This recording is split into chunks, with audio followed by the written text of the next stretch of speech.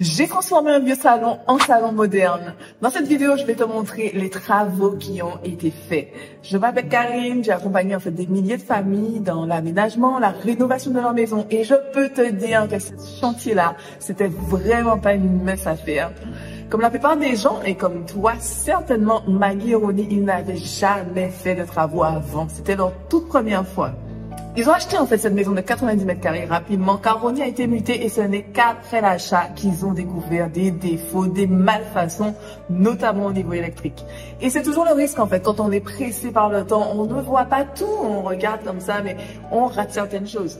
Du coup la maison elle était sombre, soyons sincères, regarde la cuisine, c'est tout ce qu'il ne faut pas faire, enfin du moins tout ce qu'il faut faire si tu veux une cuisine sombre et ennuyeuse. Donc du carrelage sombre au sol, du carrelage sombre au mur, une toute petite ouverture.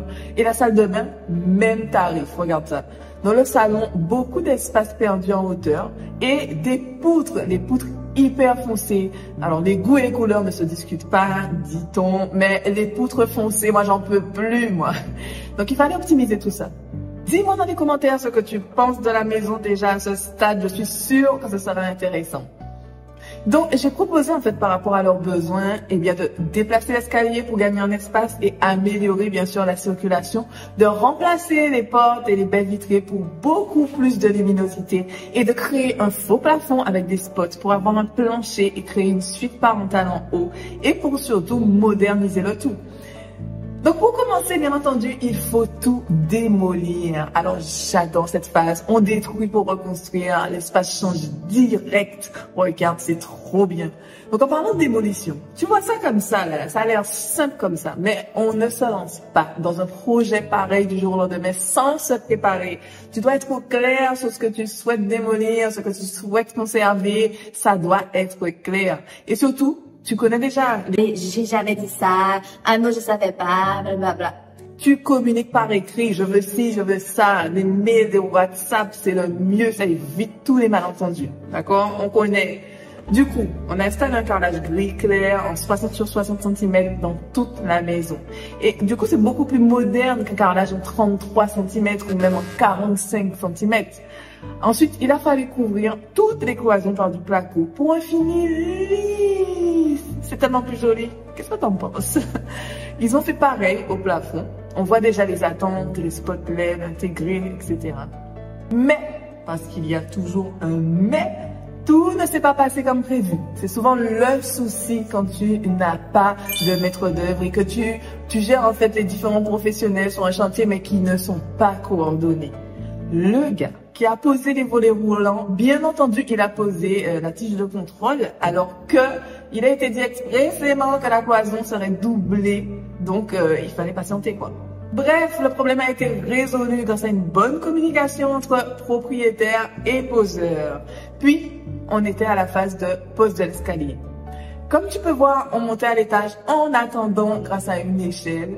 C'était, oh j'avoue, mais je suis montée. Moi j'ai peur de rien moi, hein, à part quand ça a eu, voilà. Par contre, gros stress pour cet escalier. Tu sais quand tu dois commander des choses avant même que tu aies des murs définitifs, des mesures définitives, etc.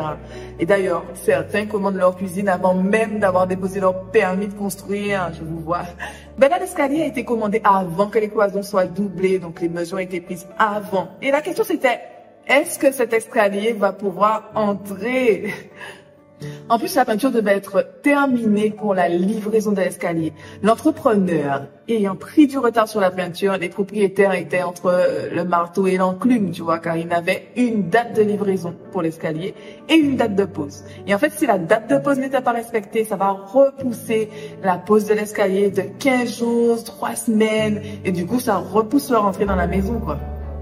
Donc imagine la tension qui régnait à ce moment-là et tout ça. Et moi qui étais au milieu. Avant de te dire comment ça s'est terminé, laisse-moi te donner 4 mesures que tu dois prendre en compte si tu veux poser ton escalier. Donc tu prends des notes vite fait, la hauteur du sol à sol fini, le reculement de départ, le reculement d'arrivée et puis la dimension de la trémie tout simplement. Bon, malgré les inquiétudes initiales, du coup, l'escalier a été posé à temps. Mais, car il y a toujours un mais, Il y a eu quelques dégâts de peinture, de placo qui ont nécessité du coup des retouches d'enduit, de peinture. D'ailleurs, si tu as des questions sur cette rénovation, laisse-les en commentaire ci-dessous, je me ferai un plaisir de te répondre. Concernant la baie vitrée, je ne sais pas si tu te souviens, je leur ai conseillé de changer les portes en bois traditionnelles par des baies à galons d'allège. Alors, je ne sais pas si ça te parle, mais en gros, c'est une baie qui glisse tranquillement dans la cloison et ça agrandit l'espace visuellement, en fait, quand tu ouvres. Et j'adore le rendu et je suis sûre que toi aussi tu adores ça. Après, ce n'est pas possible de le poser dans tous les cas. Donc, il faut que tu aies de l'espace suffisant dans ton mur. Il faut que tu aies un mur aussi qui soit assez épais. Et surtout, soyons sincères, parce qu'il n'y a pas de langue de bois entre nous.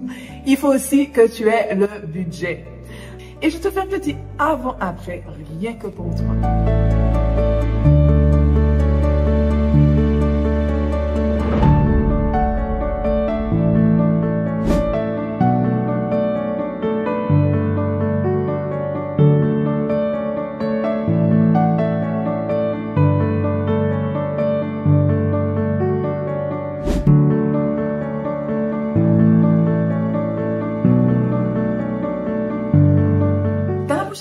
Tu verras comment on est passé de ça à ça pour la chambre parentale et c'était ouf. Mais d'ici là, si tu veux connaître 4 éléments qui polluent l'air de ton domicile, eh bien c'est ici.